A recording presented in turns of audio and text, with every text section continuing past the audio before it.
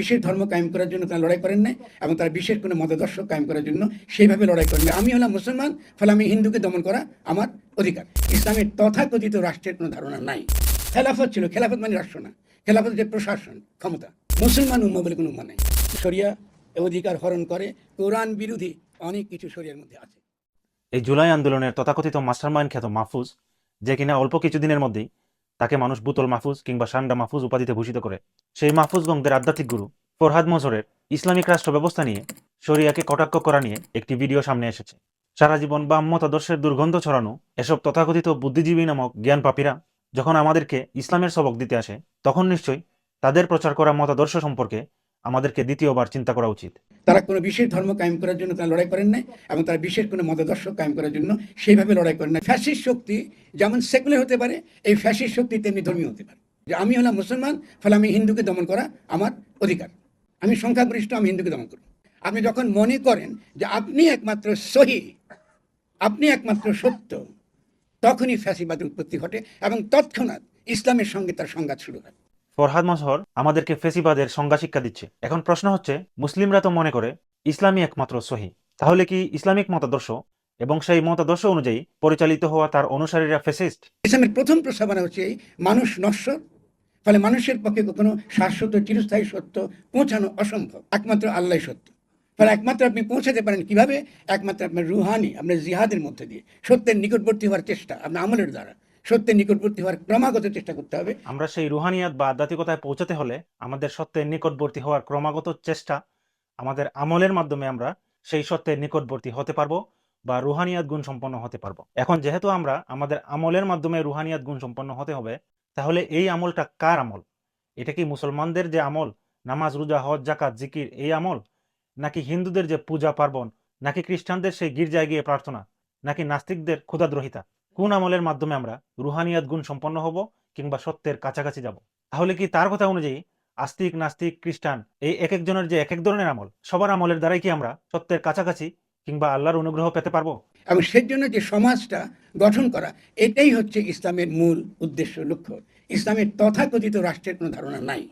ইসলামে যদি রাষ্ট্রীয় ধারণা নাই থাকে, তাহলে আল্লাহ যে ইসলামের অর্থনৈতিক ব্যবস্থা এবং রাষ্ট্র পরিচালনার জন্য ইসলামিক বিচার ব্যবস্থা, এগুলি কি তাহলে বিনা প্রয়োজনে এমনি এমনি আমাদেরকে দিয়েছেন? কারণ ইসলাম যখন এসেছে তখন আধুনিক রাষ্ট্র গঠিতই হয়নি।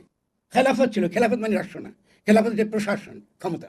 সে বলছে খিলাফত কোনো রাষ্ট্রীয় ধারণা না, এটি হচ্ছে একটি ক্ষমতা বা প্রশাসন, যার সাথে রাষ্ট্রের ধারণার কোনো মিল নেই।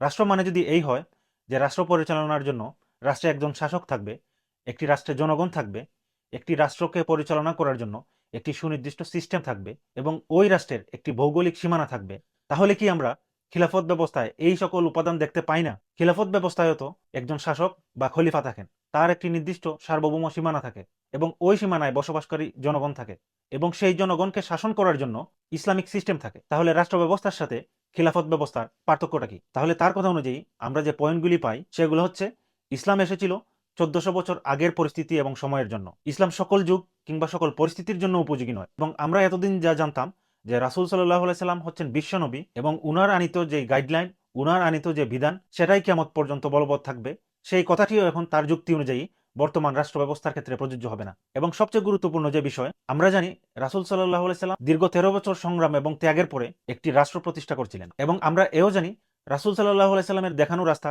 রাসূল সাল্লাল্লাহু আলাইহি সাল্লামের কর্মপন্থাই আমাদের কর্মপন্থা, উনার দেখানো কাজগুলোই আমাদের অনুসরণীয়।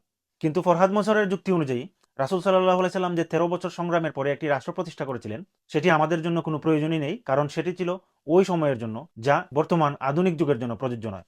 ফলে ইসলামের যত ন্যায় নীতি নিয়ে আমরা আলোচনা করি না কেন, সমস্ত ন্যায় নীতি সমাজ কেন্দ্রিক, ক্ষমতা কেন্দ্রিক না কেন।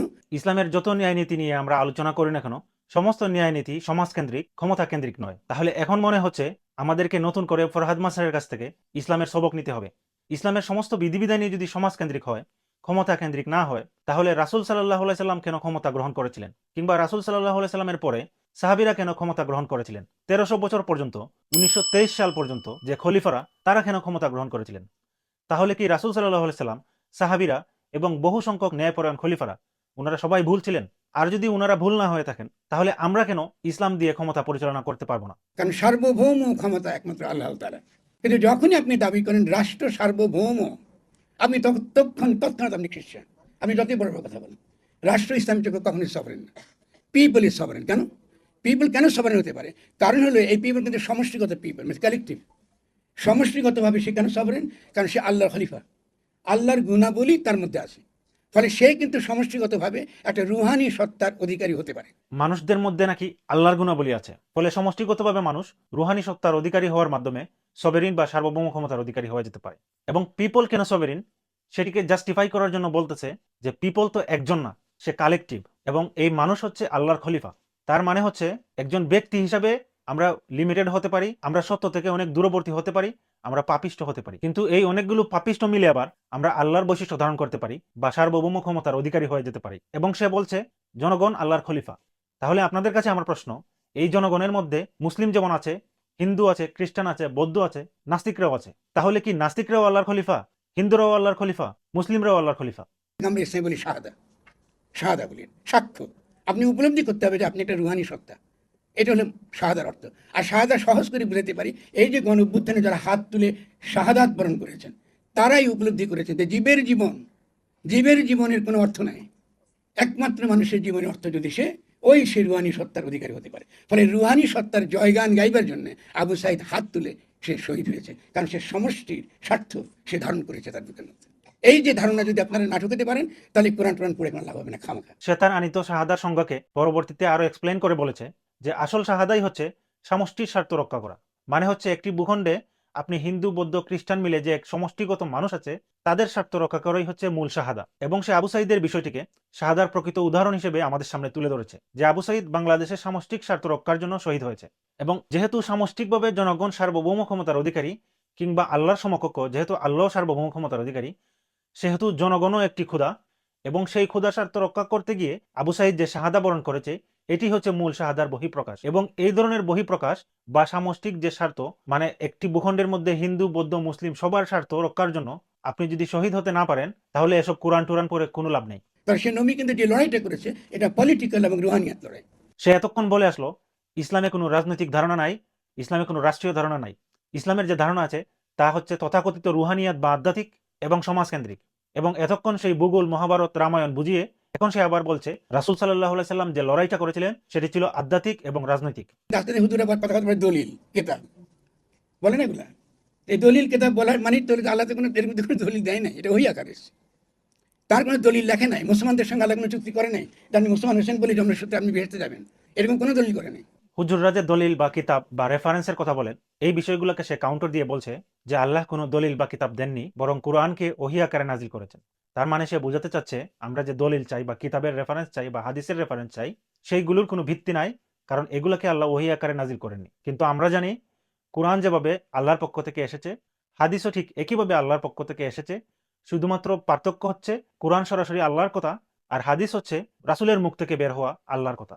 কিন্তু সে এখানে কোরআনকে ঢাল হিসেবে সামনে ধরে শরিয়ার যে বাকি তিনটি সোর্স, সুন্নাহ, ইজমা, সাহাবা এবং কিয়াস, কোরআন ছাড়া বাকি সব রেফারেন্স, বাকি সব দলিলকে সে অস্বীকার করছে। ইসলাম এত বড় উদার একটা ধর্ম, যার মধ্যে কোনো সাম্প্রদায়িকতা নেই, যার ঔদার্য অসাধারণ। সে যে কোনো ধর্মের মধ্যে আরও নবী রসুল আল্লাহর তরফ থেকে পথ প্রদর্শক এসেছে, এটা সে অকাতরে স্বীকার করে, আর কোনো ধর্মে স্বীকার করে না। সে বলছে ইসলামে কোনো সাম্প্রদায়িকতা থাকতে পারে না, এবং তার উদাহরণ হিসেবে বলছে যে আল্লাহ যে রাসূল সাল্লাল্লাহু আলাইহি সাল্লামের পূর্বে বিভিন্ন ধর্মে অনেক নবী রাসূল প্রেরণ করেছেন, সেই কথা ইসলাম অকাতরে স্বীকার করে। হ্যাঁ, ঠিক আছে, ইসলাম সেই কথা অকাতরে স্বীকার করে, কিন্তু ইসলাম তো কখনো আমাদেরকে এই কথা বলে না যেহেতু আল্লাহ অন্যান্য ধর্মেও নবী রাসূল প্রেরণ করেছিলেন, সেহেতু আমরা অন্যান্য ধর্ম পালন করার মাধ্যমেও আল্লাহকে সন্তুষ্ট করতে পারবো। বরং ইসলাম আমাদেরকে এটি বলে যে আল্লাহ অন্যান্য ধর্মে নবী রাসূলগণ প্রেরণ করেছিলেন, কিন্তু ওই নবী রাসূলগণ শুধুমাত্র ওই সময়ের জন্যই প্রযোজ্য ছিলেন, এবং আল্লাহ এটি কনফার্ম করেছেন বর্তমান সময়ের জন্য শুধুমাত্র রাসূল সাল্লাল্লাহু আলাইহি সাল্লাম আমাদের আদর্শ এবং ইসলামই আমাদের একমাত্র বিধান। সেই জায়গায় আমরা কিভাবে অন্য ধর্ম এবং অন্য মতাদর্শকেও ইসলামের সমকক্ষ মনে করতে পারি? তাহলে কি আমরা আমাদের সুবিধা মতো কোরআনের কিছু অংশ মানবো এবং কিছু অংশ বাদ দিয়ে দিব? মুসলমান উম্মা বলে কোনো উম্মা নেই, মুসলিম উম্মা বলে কোনো উম্মা নেই। তিনি বিভিন্ন বিচিত্র ভাষী, বিচিত্র জাতি, বহু রকম তৈরি করেছেন, কেন? যেন তারা পরস্পরকে চিনতে পারে। মুসলিম উম্মাহ বলতে নাকি কোনো কিছু নাই, এবং এর যুক্তি হিসেবে তুলে ধরছে যে আল্লাহ বিভিন্ন মানুষকে বিভিন্ন ভাষায়, বিভিন্ন বর্ণে তৈরি করেছেন যাতে আমরা একে অন্যের সাথে পরিচিত হতে পারি। এজন্য নাকি মুসলিম উম্মাহ বলতে কোনো উম্মাহ নাই, সবাই মিলে, সকল ধর্মের মানুষ মিলে একটি উম্মাহ। এই যে ভাষা, বর্ণ এবং জাতিগত বৈচিত্রতা এবং বিশ্বাসের বৈচিত্রতা, এই দুটি জিনিস কি এক? একজন মুসলিম ভাষাগতভাবে সে ভিন্ন হতে পারে, বর্ণগতভাবে সে কালো হতে পারে, সাদা হতে পারে, এবং জাতিগতভাবেও সে হয় পাকিস্তানি, আরব, অনারব, বাঙালি, ইংরেজ হতে পারে। কিন্তু সে এই বৈচিত্রতার এক্সকিউজ দিয়ে উম্মার ব্র্যাকেটে সে সকল ধর্মের মানুষকে ইনক্লুড করতে চায়। এটাই নাকি ইসলামের শিক্ষা। এখন তাহলে আপনারা লিঙ্ক করতে পারবেন, এই যে সান্ডা মাহফুজের মুখ থেকে আমরা ইনক্লুসিভ সোসাইটি নামক শব্দ শুনি, এই ইনক্লুসিভ সোসাইটি দ্বারা এই ভন্ডের দল কি মিন করতে চায়। যে রাষ্ট্র জালিম, যে রাষ্ট্র জুলুম করে, আপনি যদি সেই রাষ্ট্রের বিরুদ্ধে লড়াই না করেন, আপনি নিজেকে মুসলিম দাবি করতে পারবেন না। এই ভণ্ড একটু আগে বলেছিল ইসলামে নাকি রাষ্ট্রের কোনো ধারণাই নাই, ইসলামে শুধুমাত্র রুহানিয়াত বা আধ্যাত্মিকতা এবং সামাজিকতার মধ্যেই সীমাবদ্ধ। এবং এখন বলছে যে রাষ্ট্র জুলুম করে তার বিরুদ্ধে যদি আপনি যুদ্ধ না করেন তাহলে আপনি মুসলমানই না। তাহলে ইসলামে যদি রাষ্ট্রের ধারণাই না থাকে, ইসলাম মানেই যদি হয় আধ্যাত্মিকতা এবং সামাজিকতা, তাহলে একজন মানুষ রাষ্ট্রের সাথে কিভাবে ফাইট করবে? এবং রাষ্ট্রের সাথে যদি সে ব্যক্তিগতভাবে অথবা সামাজিকভাবে ফাইট করেও এরপরে ধরেন রাষ্ট্রের সাথে ফাইট করে ওই জালিম শাসককে সরিয়ে দিল, যেহেতু ইসলামের রাষ্ট্রের কোনো ধারণাই নাই, তাহলে ওই রাষ্ট্র পরিচালনা করবে কে? তাহলে কি আবারও তারা এই জালিম শাসককে সরিয়ে আরেকজন অনইসলামিক শাসকের কাছে এই রাষ্ট্র তুলে দিবে? কারণ যেহেতু ইসলামের রাষ্ট্রের কোনো ধারণাই নাই বা রাষ্ট্র পরিচালনা সংক্রান্ত কোনো বিষয় ইসলামে নাই। এবং আরেকটি প্রশ্ন হচ্ছে, কোনো জালিম রাষ্ট্রের বিরুদ্ধে যুদ্ধ না করলে যদি আমরা নিজেদেরকে মুসলিম পরিচয় দিতে না পারি, তাহলে এই তথাকথিত রুহানিয়াত বা সামাজিকভাবে আমরা কিভাবে এই জালিম রাষ্ট্র ভারতের বিরুদ্ধে অথবা এই দুনিয়ার বুকে সবচেয়ে জালিম এই মধ্যপ্রাচ্যের বিস্ফোরা অভিশপ্তদের বিরুদ্ধে যুদ্ধ করব? ফলে এই যে আজকে ছাত্র তরুণরা যারা লড়াই করেছে, অবশ্যই তারা ইসলামের পতাকা তুলে ধরে লড়াই করেছে, ইসলামের কথা বলুক বা না বলুক। সে ভিডিও শুরুতেই বলেছিল যে এই জুলাই বিপ্লব নাকি বিশেষ কোনো ধর্মকে প্রতিষ্ঠা করার জন্য বা বিশেষ কোনো মতাদর্শকে প্রতিষ্ঠা করার জন্য সংগঠিত হয় নাই। তারা কোনো বিশেষ ধর্ম কায়েম করার জন্য তারা লড়াই করেন নাই, এবং তারা বিশেষ কোনো মতাদর্শ কায়েম করার জন্য সেইভাবে লড়াই করেন না। কিন্তু এখন সে আবার বলছে যে এই জুলাই বিপ্লব ছিল নাকি অবশ্যই ইসলামের পতাকাকে তুলে ধরার বিপ্লব। এখন তাহলে আমরা তার কোন কথাকে ধরে নিব? যে মাত্র 20 মিনিটের কথার মধ্যে নিজেই নিজেকে কন্ট্রাডিক্ট করে, তার কোন কথাকে আমরা বাদ দিব বা কোন কথাকে আমরা মেনে নিব অথবা তাকে আমরা সম্পূর্ণভাবে পরিত্যাগ করব, এটি আমার চেয়ে আপনারাই ভালো বুঝেন।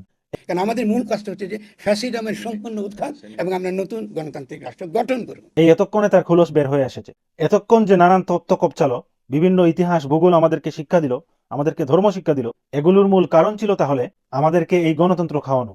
আমার মনে হয় না এমন কোনো মুসলিম বাকি আছে যে জানে না গণতন্ত্র সম্পূর্ণ হারাম, কুফুরি একটি মতাদর্শ। আমাদের যে তথাকথিত শরিয়া আছে তার মধ্যে অনেক কিছু আছে, এটা কিন্তু এই অধিকার হরণ করে।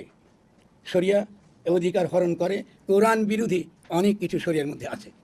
প্রথম শরিয়া থেকে যেটা কোরআন হরণ করে সেটা হলো আল্লাহ অধিকার দেয়, কাউকে মালিকানা দেয় না। সে বলছে ইসলাম তথাকথিত শরিয়ার নামে মানুষের নাকি অধিকার হরণ করে নেয়। এখন আপনাদের কাছে আমার প্রশ্ন, ইসলাম শরিয়ার নামে মানুষের কোন কোন অধিকার কেড়ে নেয়? এমন কি কোনো অধিকার দেখাতে পারবেন যেটি আসলে মানুষের একটি অধিকার কিন্তু শরিয়া বা ইসলাম এটি মানুষকে দেয় না? নাকি সে মানুষের অধিকার বলতে এই সমকামিতা করার অধিকার, নগ্নভাবে চলার অধিকার, নাস্তিকতার নামে আল্লাহ এবং রাসূলকে গালি দেওয়ার অধিকার চায়? এই শরিয়া দিয়ে রাসূল সাল্লাল্লাহু আলাইহি সাল্লাম থেকে শুরু করে সাহাবীরা এবং ন্যায়পরায়ণ খলিফারা সুদীর্ঘ 1300 বছর সমগ্র মুসলিম উম্মাকে শাসন করেছেন। কিন্তু এখন এসে আমাদেরকে এই বাম মাজার পূজারী ভণ্ড ফরহাদ মজরের কাছ থেকে জানতে হচ্ছে যে শরিয়া নাকি কোরআন বিরোধী অনেক জিনিস আছে। সে বলছে শরিয়া নাকি মালিকানা কেড়ে নেয়। তাহলে আপনাদের কাছে আমার প্রশ্ন, শরিয়া কোন জায়গায় বলে যে আল্লাহ ছাড়া অন্য কারো মালিকানা আছে? বরং শরিয়া তো এজন্যই প্রতিষ্ঠিত হয়েছিল যে আল্লাহ ছাড়া যে কোনো কিছুর মালিকানা আর কারো নাই, এই জিনিসটি প্রতিষ্ঠিত করার জন্য। অথচ সে সম্পূর্ণ উল্টো কথা বলে শরিয়ার প্রতি মিথ্যাচার করছে।